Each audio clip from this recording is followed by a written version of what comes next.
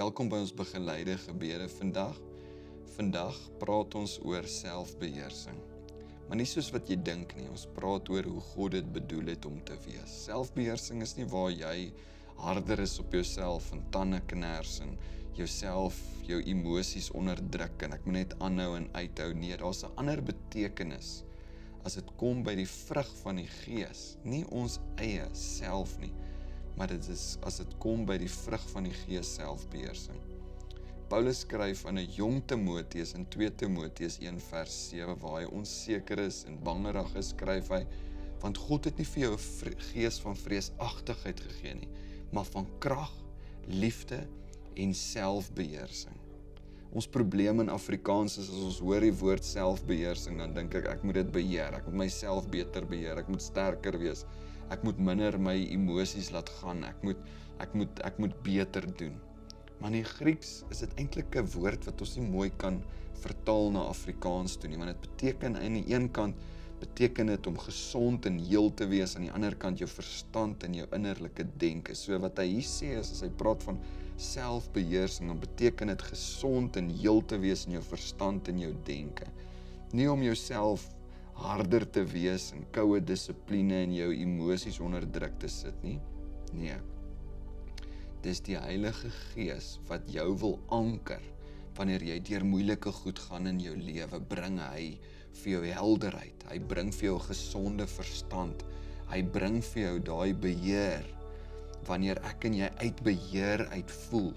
So dis nie selfkrag nie, dis die Heilige Gees se krag. So nou wil ek jou nooi, kom ons bepeins, dink 'n oomblik hieroor. Wanneer ons eenvoudige gebed saam bid. Here, gee vir my hierdie gesonde verstand.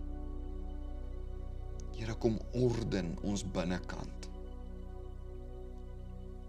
Heilige Gees, help my om te verstaan, is nie ek wat moet harder probeer nie, maar dis ek wat moet oorgee.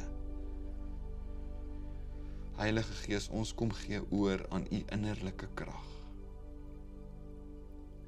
Kom bring vir ons helderheid. Kom maak ons rustig.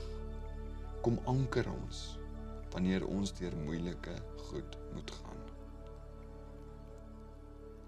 Nou wil ek jou ook nooi, kom ons bid vir iemand wat jy weet deur 'n stormagtige tyd gaan. Wat jy weet sukkel op hierdie stadium, jy kan sien hulle is emosioneel oorlaai.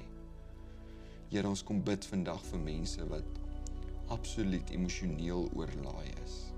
Here, hulle het hierdie anker nodig. Heilige Gees, U is ons enigste anker in moeilike tye. Kom en gee vir hulle ook 'n gesonde, helder verstand, 'n binnekant, Here, wat geanker is in U kalmte, Here, in U wysheid.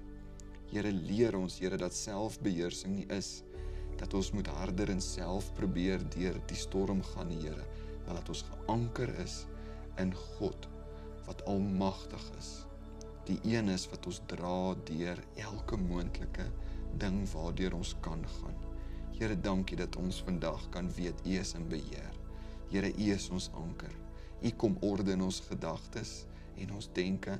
Wanneer ons deur moeilike goed gaan, Here, kan ons weet en vertrou. U is ons anker.